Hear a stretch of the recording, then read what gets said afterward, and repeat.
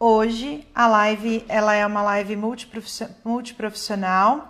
Quem vai estar aqui conosco hoje é a Letícia Espina, da Creche Segura. Ela é enfermeira e ela trabalha no ambiente escolar, no projeto Escola Segura. E ela vai participar aqui conosco para compartilhar bastante informação e bastante conteúdo.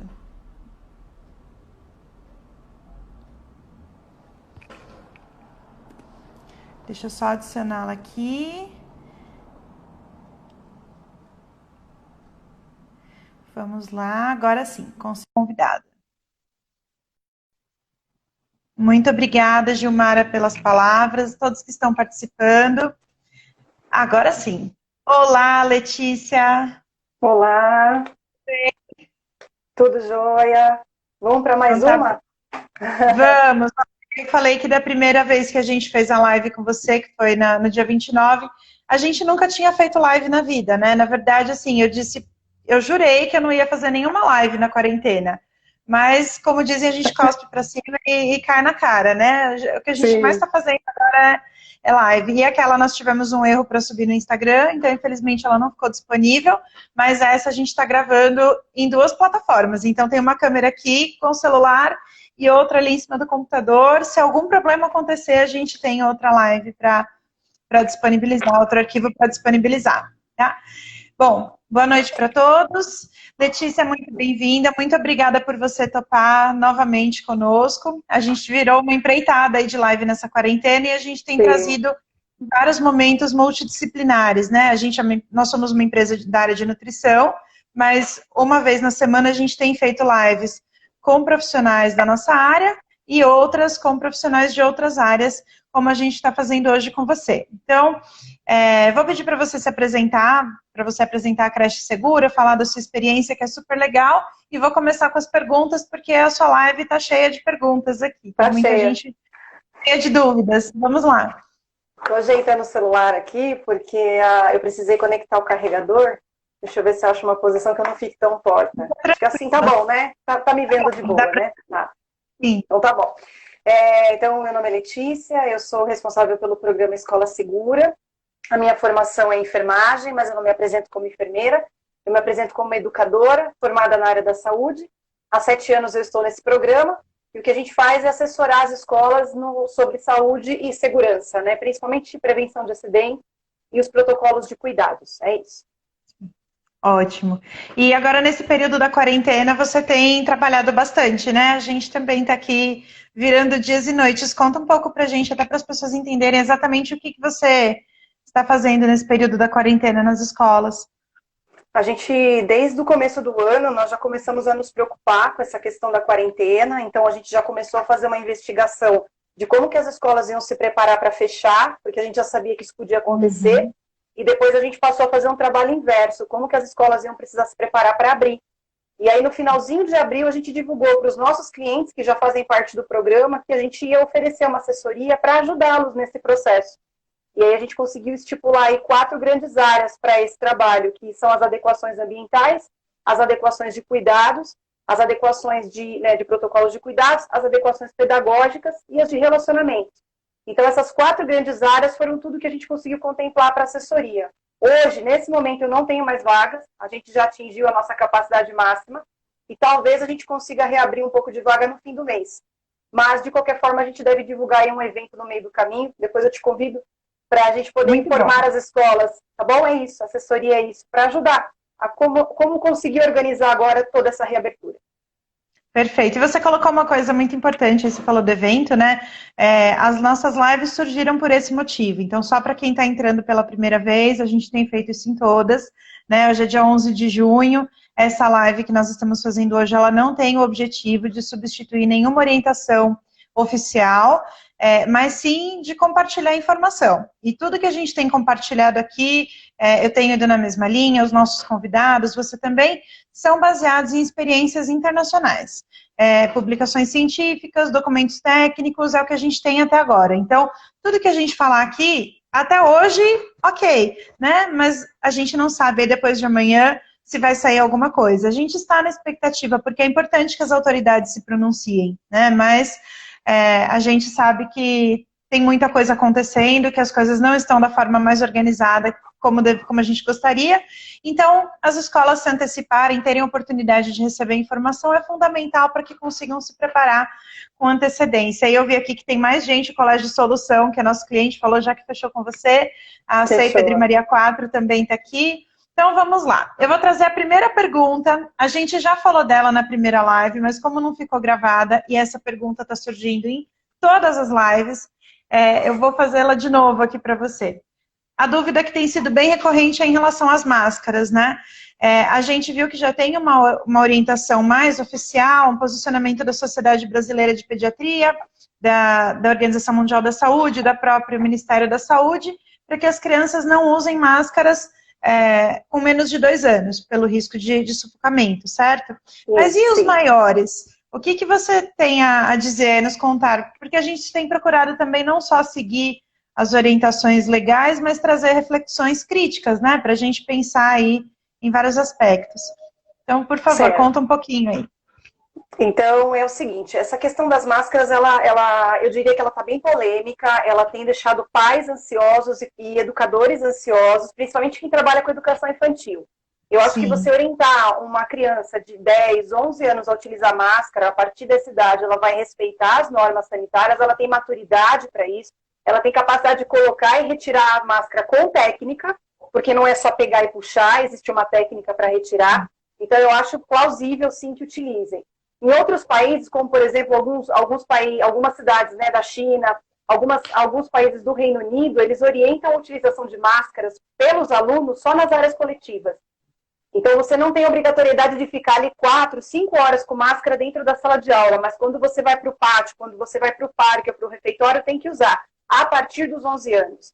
Em outros países que nós identificamos protocolos assim muito bem estabelecidos, as crianças elas têm uma recomendação de uso, não é uma obrigação de uso dentro da escola.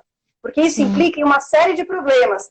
Se você começa a obrigar o uso de máscara, assim, hoje está todo mundo usando máscara. Mas a gente usa máscara para ir ao supermercado, a gente usa máscara para ir na padaria, a gente usa máscara por um período ali. Então, isso nos incomoda, mas não tanto. Vocês imaginam obrigar um aluno a ficar 4, 5 horas de máscara dentro de uma sala de aula?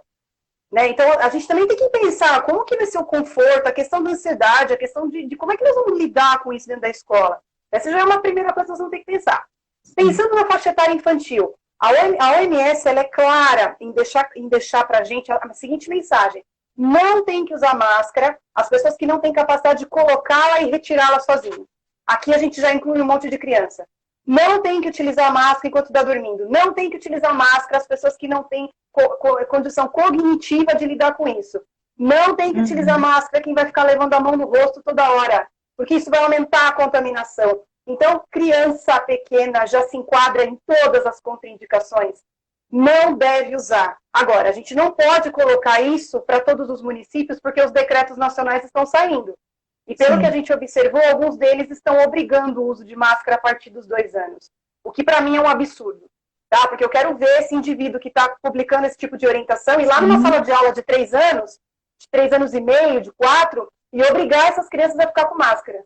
Porque elas vão arrancar, elas vão puxar, elas vão se irritar, elas vão chorar, elas vão trocar com o amiguinho, elas vão levar a mão no rosto. Você vai aumentar a contaminação. Então, eu não recomendo, eu acho que isso não é uma postura correta das autoridades, pensando no embasamento científico. A máscara é uma proteção para o ambiente e não para o indivíduo. Se eu estou numa sala de aula com um grupo conhecido, com uma professora referência, com uma sala arejada, eu acho que não há necessidade de obrigar esse indivíduo a ficar de máscara o tempo todo. Tá? Então, acho que isso é uma discussão que a gente tem que continuar debatendo aqui para ver se a gente consegue sensibilizar as autoridades, tá? E acho que você trouxe 3 pontos importantes. Um é a gente discutir para sensibilizar as autoridades, porque nem sempre quem legisla tem conhecimento ou tem conhecimento da causa ou busca assessoria técnica adequada. Né? Então, às vezes a intenção é boa, mas falta conhecimento para fazer isso de uma forma adequada. O outro ponto que você tocou é das crianças que não têm condição cognitiva. Né? Alguém pergunta, acho que foi até o Colégio de Solução que perguntou aqui, por exemplo, no caso de uma criança com transtorno do espectro autista ou qualquer outra condição que prejudique a cognição, né? O risco para a criança acaba sendo maior do que a própria proteção. E você falou muito do desconforto, né? A gente faz atendimento em campo, a gente tem vários locais aí na segurança dos alimentos que estão funcionando com delivery, então a gente também tem ido para campo. Eu cheguei a ter dias aí de ficar com a máscara 8, 10 horas, porque eu tive que viajar, e é um desconforto tremendo, né? É muito difícil ficar tanto tempo com a máscara. Quando a gente percebe, a gente já levou a mão ao rosto. Muitas vezes é difícil ter esse controle, e a gente está falando aí de adultos, profissionais da área da saúde, né? Então, quando a gente pensa nas crianças, a gente realmente tem que ter um olhar adicional, né? E essa convivência diária, o que efetivamente expõe a criança ao risco e o que não, né? Então, por isso que eu falo, quem tem que orientar a escola é quem está no chão de escola, é que nem o dono da fábrica que nunca foi no chão de fábrica, o cara não sabe como funciona a coisa, então a gente tem que conhecer chão de escola, para poder dar uma recomendação dessa. E outra, máscara tem que ser trocada a cada 2 ou 3 horas. Como é que as professoras vão articular isso? Elas têm que trocar a máscara delas, as máscaras dos alunos, é muita manipulação de gotícula, então você aumenta o risco. Eu acho que isso precisa ser revisto, precisa ser debatido para a gente conseguir um consenso adequado. Sim, perfeito. E a outra pergunta que a gente tem aqui tem surgido bastante também, mas eu gostaria que você falasse aí com outro olhar, que é em relação ao túnel de asepsia. Muitas escolas estão querendo investir naquele túnel, né, que a criança passa para entrar na escola. A gente já tem uma nota técnica da Anvisa, né, que fala a respeito. Mesmo assim, a gente tem visto muita gente falar em túnel de asepsia. O que você, como profissional, que apesar de não se intitular enfermeira, você é enfermeira, né? Você tem esse domínio. O que você diz aí a respeito do túnel?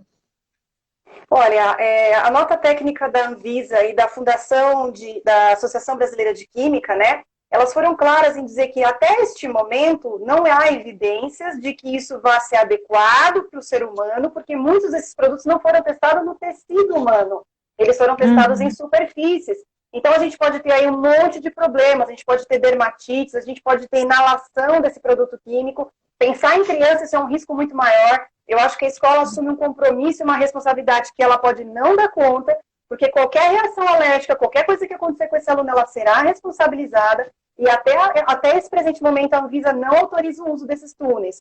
Só que eles estão amplamente divulgados, eles são personalizáveis, colocam o logotipo da escola, os pais acham que são a quinta maravilha do mundo. Então, acho que a gente precisa fazer um trabalho inverso agora. Enquanto não existe uma autorização de uso, vamos educar os pais, porque tem escola que está adotando prática para tranquilizar os pais, que estão ansiosos, e a gente precisa tranquilizar os pais com informação científica, com ciência. Não adianta a gente só comprar um túnel bonito com o logo da escola e falar que os filhos vão passar por ali e está tudo certo. Tá? Isso é muito arriscado. Eu acho que a nota da Anvisa no finalzinho, ela põe uma observação. Até este momento, mas essa informação pode ser alterada, ou seja, em algum momento alguém pode fazer um estudo que isso seja viável. Neste momento não é seguro. Esses produtos químicos, o quaternário de amônia, hipoclorito, entre outros, não foram testados para a pele humana. Sim, e é bem importante, né? É tão crítico isso que quando a gente fala, por exemplo, dentro dos ambientes de cozinha, no uso de produtos, uma concentração de cloro maior, no uso de quaternário de amônia, uma das indicações para o funcionário que manipula isso é usar luva de proteção, de borracha, por exemplo. Né? Então, se não fosse agressivo, a gente não teria esses cuidados, né? Então, não dá para sair usando de forma indiscriminada. Eu sempre tenho trazido nas lives a fala de que a gente não precisa de soluções mirabolantes, né? A gente precisa de soluções pé no chão, coisas comprovadas efetivamente. E eu sempre tenho falado que treinamento, água, sabão, álcool e água sanitária resolve grande parte dos problemas. E a gente não precisa fazer mágica, né? Não precisa tirar coisa da cartola, gastar infinidades. É melhor gastar dinheiro colocando uma pia de higienização de mãos a mais para os alunos do que a gente investir coisas aí absurdas que a gente nem sabe se efetivamente são seguras e se dão resultado, né? É aquela fala, Vivi, que a gente trouxe, não vamos hospitalizar uma escola. Se a escola precisa de tantos protocolos e de tanta paramentação para reabrir, não está na hora de reabrir, porque ninguém vai conseguir controlar isso. Não tem como, então a escola tem que reabrir no momento em que isso for possível. Sem tanta hospitalização. A gente nem tem hoje EPI, nem tem recursos para a área da saúde, o que dirá para a escola. Perfeito. E a gente ainda leva essa discussão para uma esfera maior, né? Por exemplo, a gente tem aqui, participando da live, alguns centros de educação infantil que a gente atende, a Pedro e Maria tá aqui, e tem tantas outras, a gente está falando das conveniadas, que recebem uma verba da prefeitura e que ainda são exigidas de algumas coisas, e na justificativa de que tem a verba para investir, mas a gente ainda tem as escolas que são de administração direta das esferas federal, estadual e municipal, né? Essas escolas têm condições, né? Esses dias eu vi passando na TV uma reportagem que falava que o TCE, na verdade, o Tribunal de Contas do Estado de São Paulo, fez uma fiscalização no começo desse ano nas escolas e que não tinha papel higiênico e sabonete nos banheiros. E eu me lembro de que quando eu estudei na escola municipal também não tinha. Então isso não é novidade, né? E aí, como é que fica? Fazer protocolo, sendo que a gente não tem o básico, às vezes, dentro da escola, né? É bem complicado, né? Sem tem dúvida. uma pergunta que surgiu aqui, eu vou voltar aqui nas perguntas. A Andréia Inácio, já que a gente falou dos cuidados de saúde, a Andréia Inácio, acho que se for quem eu estou pensando, é uma nutricionista que trabalhou comigo em escola, inclusive. A Andréia perguntou o que a gente precisa solicitar para os funcionários em relação a exames para que eles retornem às atividades. Aí depois eu complemento a sua fala falando especificamente da alimentação. Tá bom. Então, assim, a gente ainda não tem um decreto que obrigue que os funcionários precisam ser testados. O que a gente tem aqui no governo de São Paulo, vou dar exemplo de São Paulo, porque foi o primeiro lugar que eu vi publicar, a gente tem um protocolo de testagem que vai ser de adesão voluntária e que as empresas vão ter que analisar se elas se enquadram, se elas têm capacidade, vão ter que dividir os funcionários em 4 grandes grupos, os que já se positivaram, aqueles que são casos suspeitos, aqueles que são casos que já apresentaram sintomas e não teve nenhum teste, aqueles casos que o indivíduo é assintomático, então são 4 grandes grupos, e de acordo com esses grupos, a empresa pode submeter a testes diferentes, porque nós temos vários tipos de testes hoje no mercado, e cada teste se aplica numa fase da doença, tá? Desde os sintomas iniciais até quem já positivou para confirmar se tem anticorpos.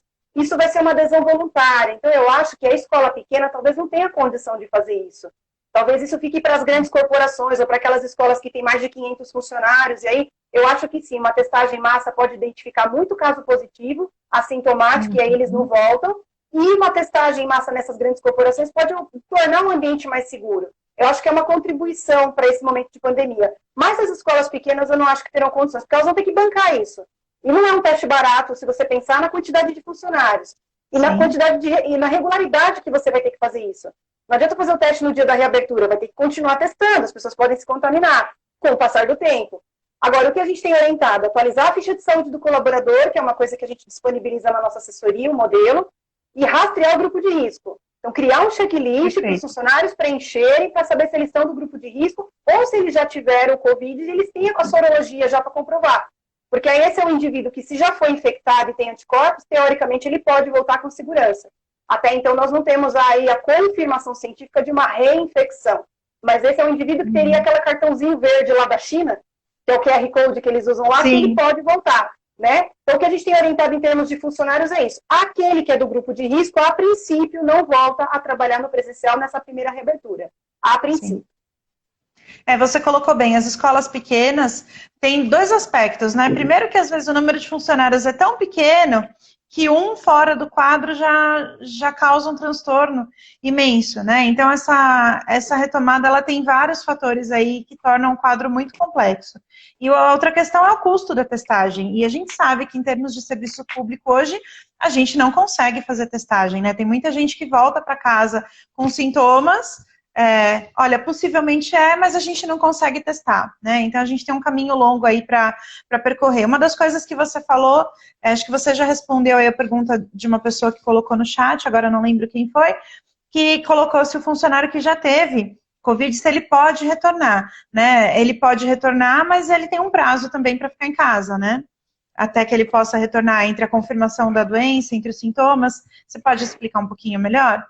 Posso. A partir do momento que ele foi classificado como um caso suspeito, ele precisa fazer a quarentena de 14 dias. Então, ele não pode não só voltar para a escola, como ele não pode sair na rua, né? Então, todos nós que nos enquadarmos nos sintomas principais, a gente precisa entrar em contato com o 36, ou se eu tenho um convênio médico, tem a telemedicina do convênio médico, não é para sair correndo para o hospital, isso acho que é amplamente divulgado.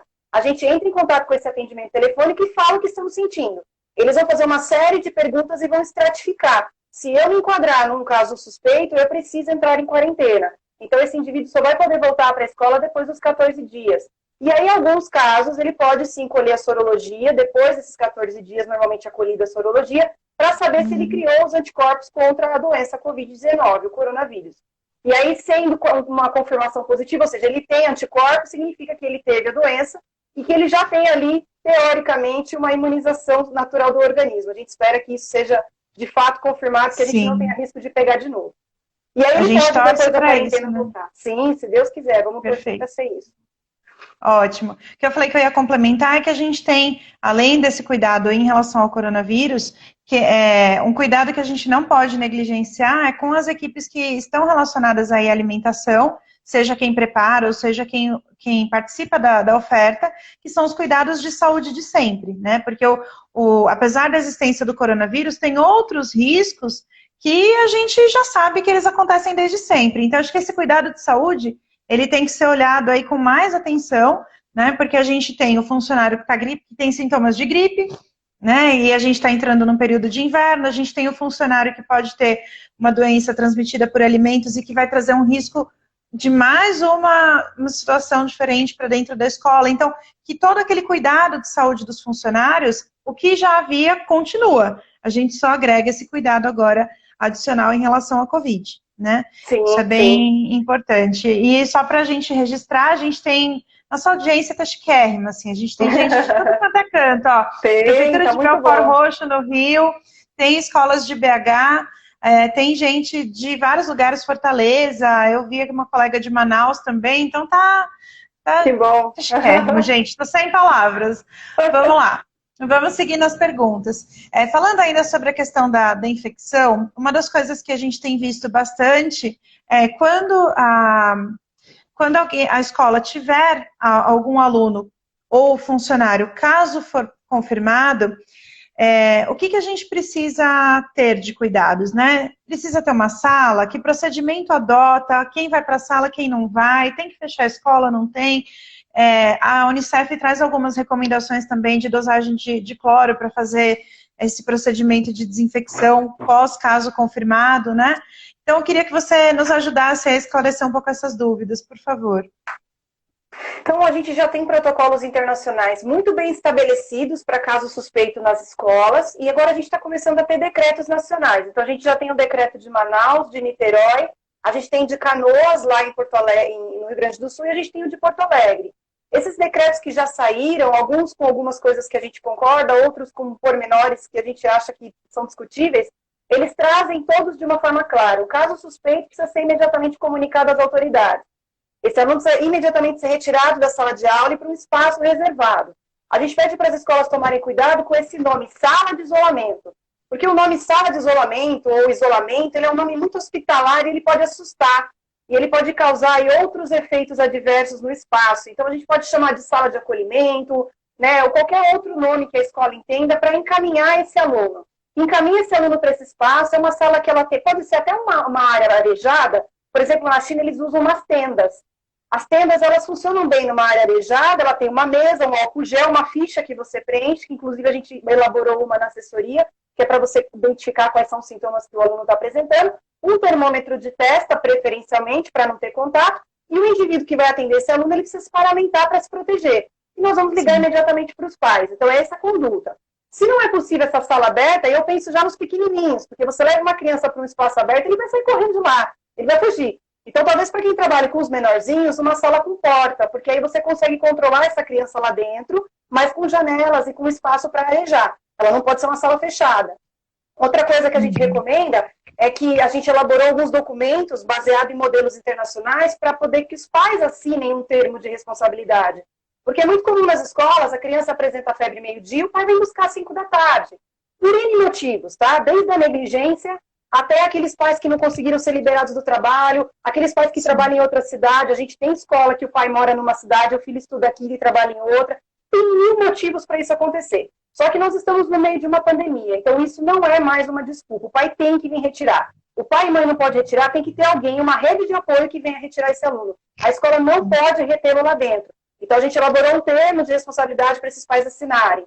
E aí, o aluno é retirado, vai para casa, tem que ligar no 136 ou no convênio médico, vai ser feita uma investigação, e se eles desconfiarem que é um caso suspeito, a família toda entra em quarentena.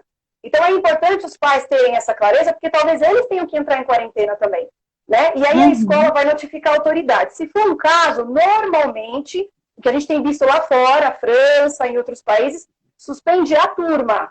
Agora, se começar a ter outros casos suspeitos, ou alguns se confirmar, pode suspender as aulas por 5 dias até 14 dias. Então, como a gente falou na outra live, a gente tem que se preparar para fechar, para abrir e para fechar de novo se a gente começar a ter caso positivo. Porque isso pode acontecer, inclusive, com os comércios que estão abrindo agora. Tá? Não tem para onde correr, a gente tem que estar pronta para todos os cenários. É muito provável que aconteça, né? Porque a gente não está reabrindo numa condição, pelo menos agora que a gente já tem reabertura de comércio, a gente não está reabrindo numa condição ideal, né? A gente está reabrindo no meio da ascendência ainda da curva, né? A gente tem sempre ouvido, nós ainda não estamos no pico, né? Então, o que será que vai ser, né? A gente precisa realmente estar preparado para recalcular a rota a qualquer momento, né? Vou emendar aí uma pergunta, só vou pedir para você repetir uma coisa. A hora que você deu a sugestão de nome da sala, travou, eu não consegui entender. Qual foi a sugestão que você deu? Eu falei sala de acolhimento. Talvez Perfeito. um nome assim mais agradável, porque o isolamento, né, eu acho que para aquela faixa etária que já entende esse termo, pode ser meio assustador. Então, a gente tomar de novo aquele cuidado de transformar a escola num ambiente seguro, mas não hospitalar. Sim, a gente estava falando sobre isso aqui também, de ter o cuidado, de tudo trazer muito acolhimento, né? E deixa eu voltar nas perguntas aqui. Peraí. Só um minuto, que entrou tanta pergunta que eu... Vamos lá. A Cristina trouxe uma pergunta bem interessante, né? Eu vou responder, depois que você responder, eu vou fazer um complemento também, especificamente com alguns cuidados, falando de quando a escola pode começar a fazer orientação com os funcionários. Ah, e ótimo, aí? Ótimo. Eu acho que é assim, primeira coisa que a escola precisa fazer é estabelecer os protocolos. Então, vamos estabelecer os protocolos, vamos fazer as adequações necessárias, se possível envolver uma parte dos funcionários, porque vai precisar de uma ajuda. Se tiver que mandar algum funcionário para a escola, lembrando do distanciamento, do uso de máscara, do álcool gel, porque às vezes a escola está fechada, mas ela precisa ser higienizada, ela precisa ter poda, ela é um equipamento que precisa de cuidados. Então, se a escola precisar que esses funcionários retomem agora, com todos os cuidados. Se for grupo de risco, de preferência, não pode voltar para o presencial. Ou ele volta sozinho, faz o que tem que fazer e vai embora. Então, todo cuidado agora é pouco, porque elas não podem reabrir. Agora, o que a gente tem orientado também nessa assessoria? Que o funcionário preenche o checklist, que foi sugestão do governo de São Paulo no protocolo de testagem, que é uma adesão voluntária das escolas. Lá tem um checklist com todos os sintomas que caracterizam uma possível infecção por coronavírus. O funcionário tem que preencher o checklist antes de sair de casa. Ele preenche o checklist. Se ele tiver qualquer um daqueles sintomas, ele não volta para a escola. Ele liga no 136, no convênio médico, para saber se ele é um caso suspeito. Porque eu sei que dá trabalho, que parece improvável ouvir fazer isso. Mas se a gente não tiver clareza de quais são os sintomas que a gente não pode estar na rua, nós vamos começar a ter uma transmissão comunitária surreal. Porque as pessoas vão voltar a trabalhar. Agora, não é qualquer coisinha, qualquer dorzinha de cabeça que eu não vou trabalhar. Não é isso que nós estamos dizendo. Existe um protocolo validado e você precisa ligar para o serviço de saúde. O serviço de saúde vai te fazer perguntas e se eles entenderem que você não é um caso de risco, eles vão mandar você para o trabalho. Não, pode frequentar o trabalho. E isso já respalda a escola. Então, a escola precisa começar a organizar os protocolos agora e preparar a cartilha do funcionário, que é uma coisa que a gente também está montando na assessoria. Como é que o funcionário entra, como é que vai ser troca de roupa, o que vai fazer com o calçado, em caso suspeito. Tem que montar todo o protocolo, colocar numa cartilha com elementos visuais, porque ninguém gosta de ler texto. Tem que ficar claro, ele tem que entender o que ele vai ter que fazer agora. Esse funcionário lendo a cartilha, estando ciente, ele volta para a escola e ele precisa de treinamento. Se não puder ser presencial, porque até empresas como nós agora, a gente teoricamente no presencial estamos meio travadas, a gente não pode aglomerar pessoas, então treinamentos virtuais, com uma pessoa lá presencial para multiplicar, para auxiliar, tem que orientar, principalmente como é que usa termômetro, como é que coloca a paramentação direito, como é que tira. Então é isso, a gente precisa começar a se preparar com antecedência, senão vai abrir a escola, ninguém consegue nem fazer triagem na porta. Começa a ter aglomeração em fila, porque ninguém sabe usar nem o termômetro, tá? Então tem que preparar antes. Eu responderia a pergunta dizendo que a gente tem que começar para ontem, porque esse trabalho de sensibilizar as pessoas, porque não é só treinar de como fazer, né? Fazer as pessoas entenderem a importância. Esses dias eu estava fazendo um treinamento numa cozinha e a pessoa não acreditava que poderia haver transmissão do vírus, então ela se recusava a usar máscara. E a gente vai se deparar com isso em várias situações, né? Então, além de pensar em só treinar os procedimentos, a gente precisa sensibilizar as pessoas para elas entenderem o risco real, né, que as situações podem acontecer e da responsabilidade de cada um, né, como você colocou. Sim. As coisas têm que estar muito bem protocoladas, a linguagem tem que estar acessível, senão não vai funcionar, né. Então é importante que a gente tenha esse olhar e é muita educação em saúde, né, eu e você, a gente fez o mesmo programa de mestrado, a gente sabe disso, né, muita educação em saúde e é falar na linguagem que as pessoas entendem, né, então tem vários colegas da área que estão assistindo agora, além das escolas, e é importante a gente adaptar a linguagem nesse momento. Não dá para falar enfermês ou nutricionês que só a gente entende, né? A gente tem que traduzir para a linguagem que as pessoas são capazes de interpretar e trazer isso para a prática, né? Sim. Perfeito. E uma dúvida, a gente tem falado, assim, bastante de transmissão, ouvido falar muito aí das transmissões em relação às crianças, né? Existe um risco de transmissão de pessoas assintomáticas, apesar de ter havido essa semana uma confusão da OMS, né? Saiu A, muda para B, põe a máscara, tira a máscara, a gente fica nessa confusão, mas a gente tem visto também alguns estudos, eu li um recente, acho que da Suécia, que falava sobre... falava sobre o risco das crianças pequenas assintomáticas, o risco delas transmitirem é muito menor do que um adulto assintomático, né? O que você tem estudado em relação a isso? O que você leu aí? Porque a gente sempre, quando fala na reabertura das escolas, eu penso que quanto menor a criança, mais difícil está sendo para a família administrar, agora que, principalmente para quem volta a trabalhar fora de casa, porque para quem está em home office, já é difícil, né? Mas para quem vai para campo, vai para a rua e tem uma criança pequena em casa e às vezes não tem rede de apoio, ou a rede de apoio é de grupo de risco, a gente fica numa situação bem difícil. Então, as escolas, as creches, as escolas de educação infantil, elas têm um papel social muito importante agora, né? É mais fácil deixar uma criança maior, um adolescente, do que uma criança pequena sozinho em casa ou com menos assistência. Onde está o risco maior de abrir as escolas? É mais seguro abrir as de infantil e creche primeiro ou não? Porque alguns governos estão falando aí, Brasil afora, de abrir. O Rio divulgou ontem, acho que uma data já para julho, né? Algumas estão falando em abrir primeiro para os últimos anos do ensino fundamental ou do médio, né? Então, queria que a gente trouxesse mais elementos para essa discussão, que eu acho que ela também é bem importante, né?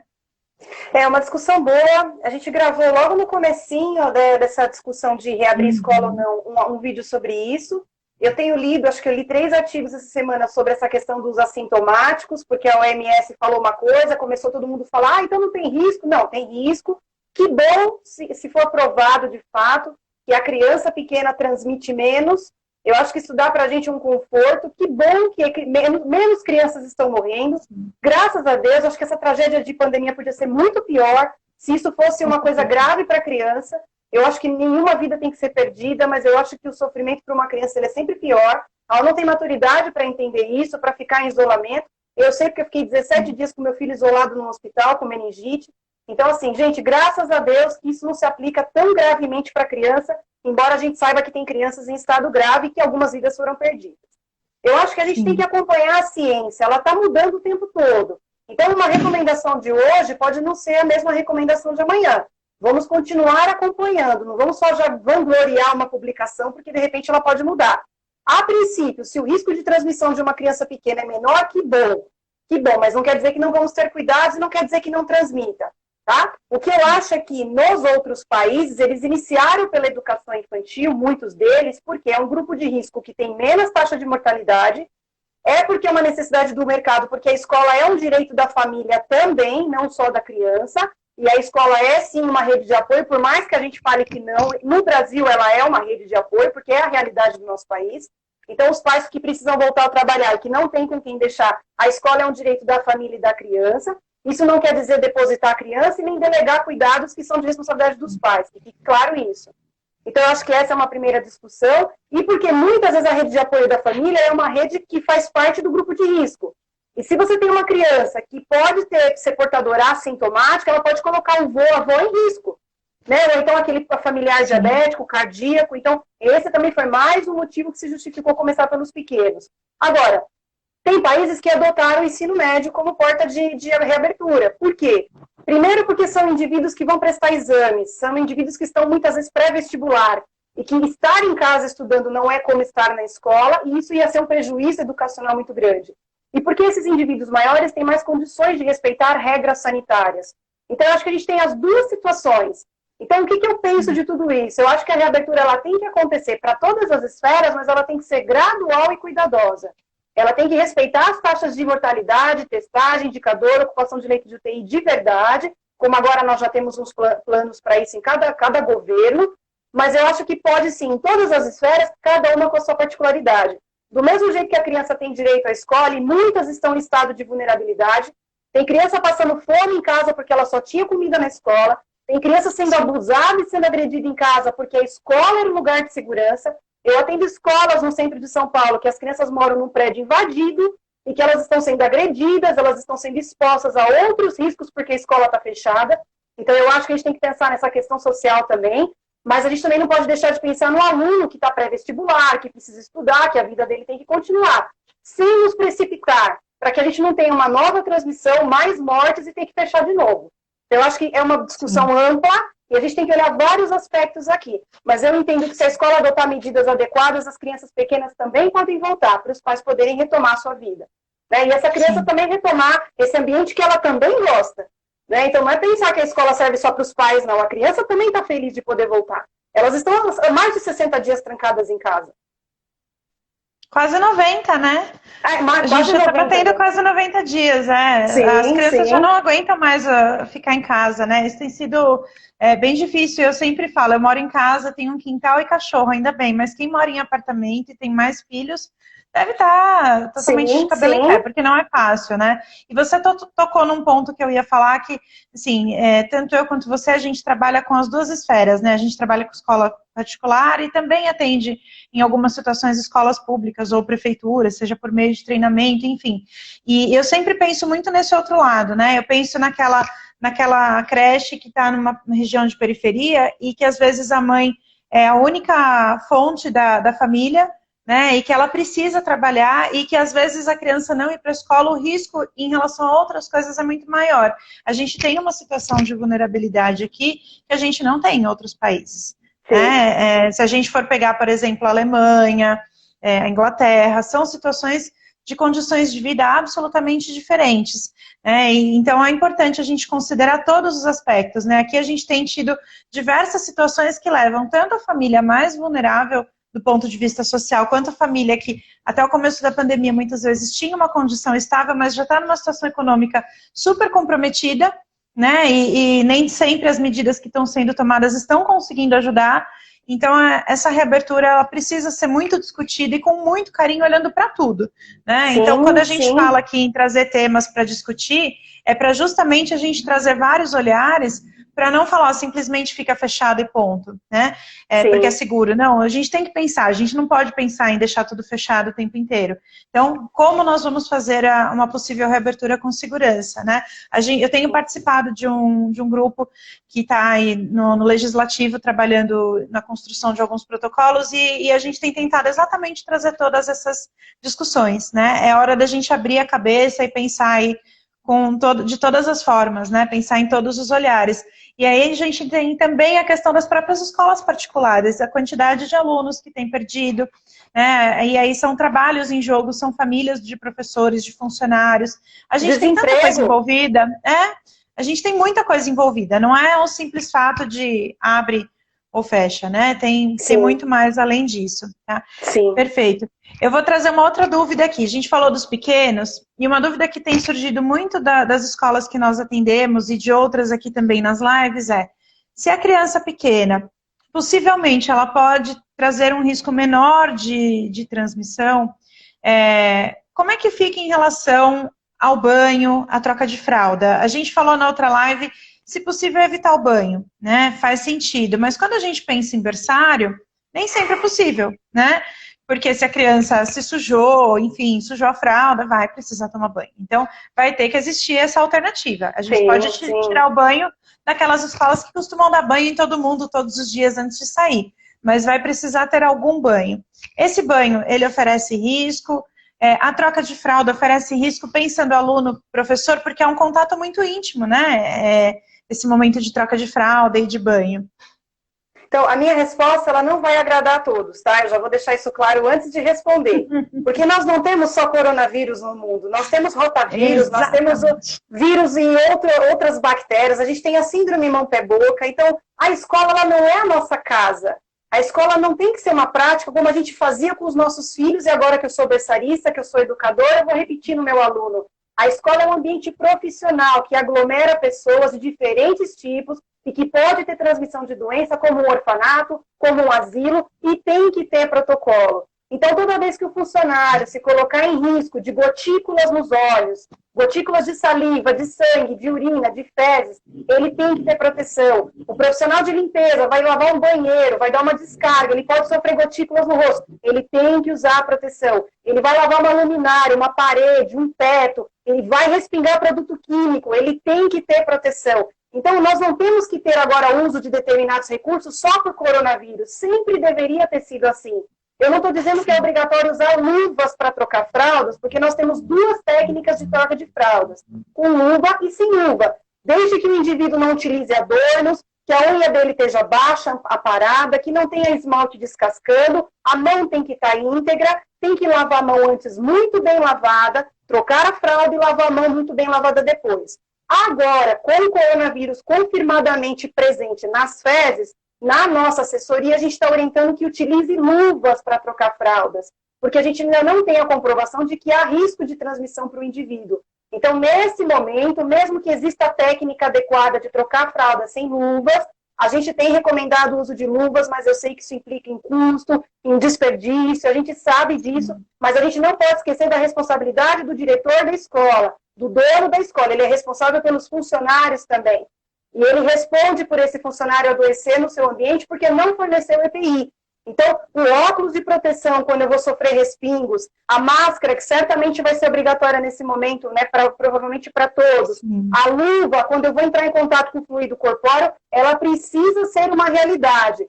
Agora, o avental, vocês não vão encontrar avental descartável, gente. Como é que eu vou trocar uma fralda e jogar um avental fora? Trocar uma fralda e jogar um avental fora. Não tem a UTI para a gente trabalhar, o que dirá dentro da escola. Então, se houver risco de contato com fezes, uma criança muito pequena que eu preciso me apoiar no trocador, com a barriga mesmo, para ela não cair, vamos utilizar um avental impermeável, que é individual do funcionário, tem vários tipos no mercado. Terminei a troca de fralda, eu limpo ele com saneante, por exemplo, o álcool 70%, lavo muito bem as minhas mãos após a finalização do procedimento, tiro a luva de forma certa, prepara o trocador para pegar a próxima criança. Vai demorar um pouquinho mais o procedimento? Vai demorar. A equipe demora para incorporar? Demora, mas daqui a pouco vai virar rotina.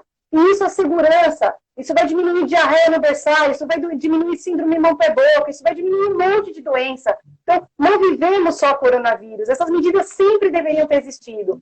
Tá? Então, essa prática, seja banho, seja troca de fraldas, é muito importante. Posso falar do escudo? Que daqui a pouco alguém vai perguntar. Por favor. Pode falar, já aproveita. Todo mundo botando os funcionários tudo de escudo, tá parecendo um exército de contenção de pandemia quando os alunos voltarem para a escola, eles vão morrer de medo. Pelo amor de Deus, esse escudo ele tem indicação clara, esse escudo ele é indicado para o profissional da saúde, que está muito próximo do paciente, que vai aspirar uma via aérea e que pode sofrer um golpe de tosse, de espirro muito perto. Não que o professor não vá sofrer esse golpe também. Só que depois de 1 minuto, as gotículas adentram o escudo. Então, obrigatoriamente, você tem que estar de máscara além do escudo. E o escudo, ele é grande, ele é de acetato, ele fica em cima do teu rosto. Se você usar óculos que nem eu, vai dificultar enxergar. Não é fácil de limpar, é grande, é individual, aperta a cabeça, porque eu já fiquei mais de 12 horas com aquilo na cabeça quando eu atendi a pandemia de H1N1, dá dor de cabeça. Depois você não tem onde armazenar esse trambolho, né? E você poderia estar com óculos de proteção e com a máscara que vai tampar seu nariz e boca e o óculos que vai tampar seus olhos. Então, o óculos, para o funcionário que está nessa situação, é muito mais adequado, é muito mais confortável. Se ele começar a suar, porque está trocando muita criança, vai começar a embaçar o escudo, Vi. Você tem ideia como é que vai ser essa troca? Vai ser um desgaste para o funcionário. Então, eu acho que a gente também tem que pensar no bem-estar desses indivíduos. Tem outras alternativas no mercado. Não é porque está todo mundo comprando escudo e vendendo que a gente tem que adotar. E informar os pais, porque os pais podem achar que o escudo é a quinta maravilha do mundo. E o escudo só previne o golpe inicial. Depois de 1 minuto, as gotículas adentram. Então, eu tenho que, obrigatoriamente, usar escudo e máscara. Então, são esses os cuidados, e isso serve para qualquer gente, qualquer momento. Desde o profissional de limpeza até o responsável por cuidados mais íntimos com o aluno. Perfeito. E assim, a relação do escudo, né? A gente tem estudos que falam que aumenta a proteção, até porque evita colocar a mão nos olhos, que é uma coisa que às vezes a gente faz sem querer, mas até o quanto isso é amigável com a criança, né? A gente tem que pensar muito nisso, né? Isso além do desconforto, de tudo que você trouxe, o quanto isso não soa estranho para a criança, né? Nossa, meu professor. Sim. E o bebê ainda é mais difícil ainda. Então, gostei bastante aí da sua fala. A gente está recebendo um monte de perguntas aqui, talvez a gente não consiga responder todas. Tem algumas perguntando de assuntos relacionados à alimentação, e aí eu vou só deixar um recado, porque a gente teve uma live na semana passada, falando só sobre refeitórios, está gravada, está lá no IGTV, e na semana que vem a gente vai ter uma live com a professora Elke Stedefeld da Unifesp, que a gente vai falar sobre segurança dos alimentos, que a Letícia também conhece, né? A professora Elke, ela foi minha orientadora de mestrado, ela tem uma fala incrível, e o que a gente tem sempre falado é muito alinhado com o que você trouxe, Letícia. Muitos cuidados, eles sempre existiram. É que muitas vezes eles não eram tão... eu falo que o holofote não estava tão em cima dessas coisas, né? Agora, com o coronavírus, tudo veio à tona.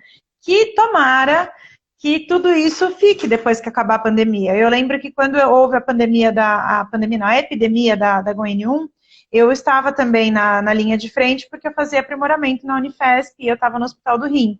E a gente tinha ali os cuidados, enfim, não ficava tão em contato com o paciente contaminado, mas fazia ambulatório. E eu brincava que quando acabasse ali o período do H1N1, as pessoas iriam manter a prática de lavar a mão. Isso não aconteceu. Infelizmente. Né? Não aconteceu, as pessoas esqueceram muito rápido. A gente está falando de 10 anos atrás. Sim.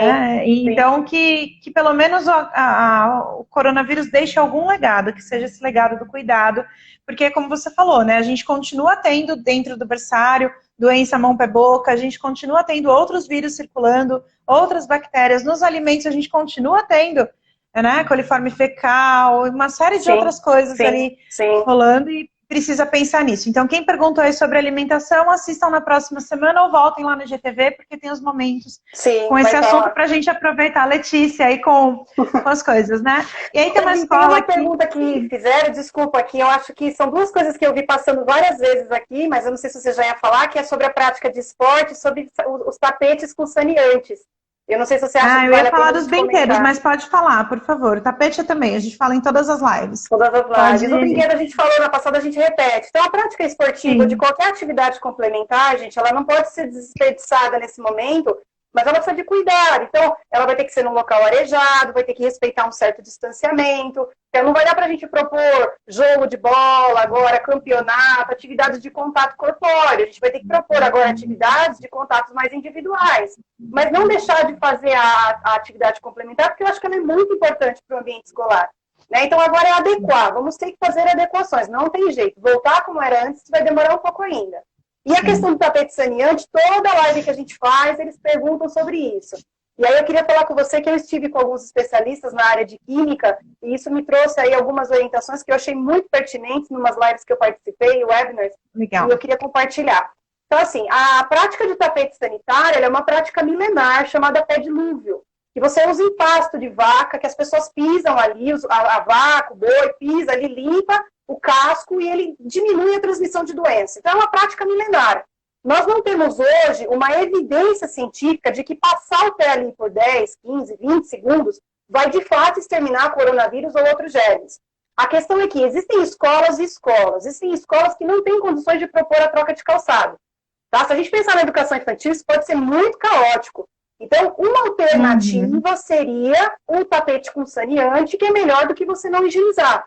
Então, ele pode ser, sim, considerado, só que ele não é barato, ele não vai estar acessível para todas as escolas. Então, eu acho que se é uma escola que tem condições de adquirir e ela não tem espaço ou estrutura para propor uma troca de calçado, é melhor do que nada. Mas tem que respeitar a orientação do fabricante, trocar o saneante de acordo com o que ele recomenda, a passada do pé tem que ser adequada, e geralmente tem o lado de molhar e o lado de secar, ou tem alguns mais modernos, como o da 3M, por exemplo, entre outros fabricantes, que são muito antigos, é tapete antigo isso, que ele já tem uma barreira ali que já suga e não deixa úmido. Os shoppings estão adotando essa medida, que é melhor do que não higienizar.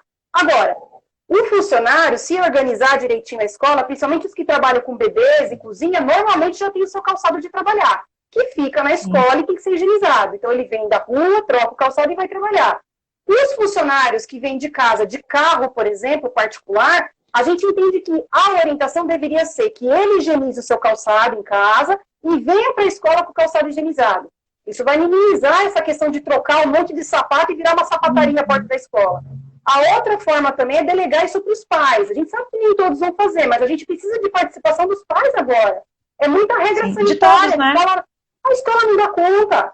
Então, o pai não vai ter que mandar o menino já com a mochila limpa, com a garrafinha higienizada, com os materiais limpos dentro da mochila, com a roupa. Então, ele mande também com o calçado higienizado. Aquele aluno que vem de casa, de carro, ele está com o calçado higienizado, ele adentra a escola. Agora, aquele aluno que vem caminhando, aquele aluno que vem de transporte escolar, talvez tenha que encontrar uma outra medida. O que é ideal? Trocar o calçado. Ninguém vai ficar esfregando sola de sapato na porta da escola. Então, traz um saquinho com o calçado limpo, troca, guarda o calçado sujo, depois faz a troca de volta para ir embora. Agora, se não for uma possibilidade, a escola tem condições, ela pode adotar o calçado, o saneante, que é uma alternativa, mas não tem ainda uma evidência científica. Mas é uma prática milenar que pode ser, sim, considerada, tá, Vi? Em frigoríficos, em alguns lugares, essa prática também é usada, né? Mas aí, é o que você falou, a gente não tem evidência disso em relação ao coronavírus. Né? Então, a gente precisa de bastante reflexão ainda em cima desse assunto. A gente tem pouco tempo, então eu vou correr aqui com uma pergunta, porque eu quero deixar uns recados. A Escola Ursinho Branco está perguntando aqui sobre os pequenos que levam tudo à boca, né? Como faz com o bebê que leva tudo à boca? Porque isso é inevitável, né? Não dá para fugir disso. E aí o cuidado é em relação ao protocolo que vai ser seguido para isso, né? Você pode comentar um pouquinho? Posso. Então, o primeiro recado que eu tenho para a escola e para todos que perguntam sobre isso é o seguinte: criança pequena, ela vai ter contato físico e ela vai levar as coisas à boca. Isso faz parte do desenvolvimento infantil. Então, uma autoridade que libere a abertura de uma creche, de uma escola de educação infantil, ela tem que estar preparada para isso. Ou seja, ela tem que estar autorizando essa reabertura no momento em que isso pode acontecer. Porque se nenhum contato físico e a criança não pode levar absolutamente nada na boca é possível nesse momento, então não reabre a escola. Essa criança fica trancada em casa em quarentena, que é o único lugar que a gente consegue garantir que ela não vai compartilhar nada com ninguém, a não ser com a sua família. Então, essa é a primeira colocação. Se a autoridade liberou a abertura de creche com grupos reduzidos, um professor referência, sala arejada, então é porque ela entende que algum contato vai existir. São crianças pequenas. Agora, o professor, o educador, ele vai propor estratégias que minimizem o contato. Não quer dizer que não vai haver nenhum contato. O que a gente recomenda há 7 anos em relação aos brinquedos dos pequenos, no berçário, por exemplo? Caixa de brinquedo limpo, caixa de brinquedo sujo. Isso é recomendação da Anvisa, isso é velho, não é para coronavírus, é para qualquer doença. Eles levam tudo à boca. Né? É de sempre. Fez atividade prática, pedagógica, teve uma utilização e troca de brinquedos ali, vamos pegar os brinquedos utilizados, colocar na caixa de brinquedo sujo. Depois, ou a funcionária responsável pela limpeza, ou a funcionária que cuida mesmo, que está com as crianças, ou auxiliar de sala. Cada escola vai ter a sua dinâmica. Ela vai proceder à higienização dos brinquedos. Qual que é o protocolo da Anvisa? Colocar os brinquedos, por exemplo, num balde com água e detergente na diluição correta, conforme o rótulo do galão. 10 minutos, tira, coloca no outro balde com água limpa para poder tirar o sabão do brinquedo. Distribui numa superfície já higienizada, por exemplo, com álcool 70%, e deixa evaporar, secar, ou borrifa o álcool 70 e deixa evaporar, secar. É assim que se cuida de brinquedo plástico.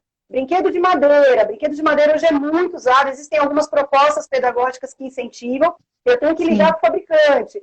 Que tinta que foi usada no brinquedo? A maioria deles tem uma tinta atóxica que protege a madeira, e que normalmente é compatível com o álcool 70%. Então a gente só precisa ter essa clareza para não começar a perder recurso, porque são recursos caros. Agora, Sim, tecido, fantasia, massinha, coisas que eu não tenho como lavar nesse momento de pandemia, não dá para usar agora.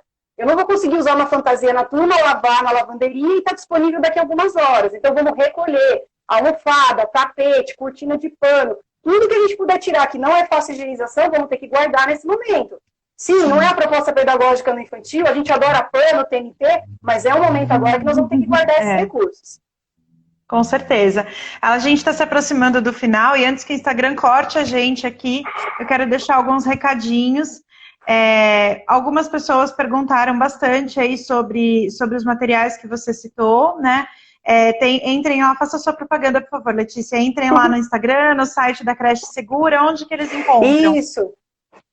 Então, assim, olha, como os materiais que nós disponibilizamos, eles estão todos em links, eu recomendo que vocês procurem a gente lá no Facebook, porque o Instagram não deixa você clicar em link. E a gente ainda não conseguiu arrumar a nossa bio para que ela tenha todos os links lá. Nós vamos fazer isso ainda, mas não deu tempo. Então, para ganhar tempo, vocês coloquem entrem no nosso Facebook, que tem lá nas últimas postagens uma lista dos materiais que nós preparamos para esse momento de abertura. Um checklist, protocolo de fralda, protocolo de medicação, tá tudo lá. Só clicar no link e fazer download. A gente pede um cadastrozinho básico para evitar motores de spam. Então, você faz um cadastrozinho básico lá e o material já vai para o seu e-mail e você baixa na hora. Muito bom. E na outra live, uma das lives anteriores, eu comentei também sobre um guia de uso de máscaras que nós fizemos em parceria com a Firmari, que é uma outra consultoria, uma concorrente nossa, mas parceira, e nós disponibilizamos na nossa bio aqui. Então, quem entrar lá no nosso perfil, clica aqui no Instagram, clica no link, porque a gente disponibilizou esse guia de uso de máscara. Nos próximos dias a gente vai disponibilizar mais algumas coisas. E como a gente tem tido muitos pedidos de nutricionistas, a gente também está direcionando. Tem um link lá só para os nutricionistas que precisam de apoio nesse momento, né? É importante a gente ressaltar que é momento de cuidado, que é momento de divulgar informação. Quanto mais informação divulgada, melhor, mais seguras as pessoas se sentem e melhor elas vão agir, né? Mais condutas elas vão ter mais adequadas. E que procurem os apoios profissionais, né? Você trabalha com os cuidados de saúde, a gente trabalha com os cuidados de alimentação, tem áreas que são comuns, que qualquer profissional da saúde pode cuidar, que são os ambientes como um todo, né? Qualquer profissional da saúde estuda microbiologia, né? Sabe dos processos de desinfecção, mas que tenham esse cuidado, porque é hora de ter esse respaldo na escola, mais importante do que nunca. Sempre foi importante, agora é imprescindível, e que muito provavelmente todos esses protocolos vão ser pré-requisitos para abrir, né? Eu acredito que essa seja uma conduta provável aí, assim como tem sido para as outras coisas. O Instagram me avisou que eu tenho 25 segundos, então, gente, muito obrigada mais uma vez pela audiência de todos. Até a próxima semana, a gente divulga a agenda de lives amanhã.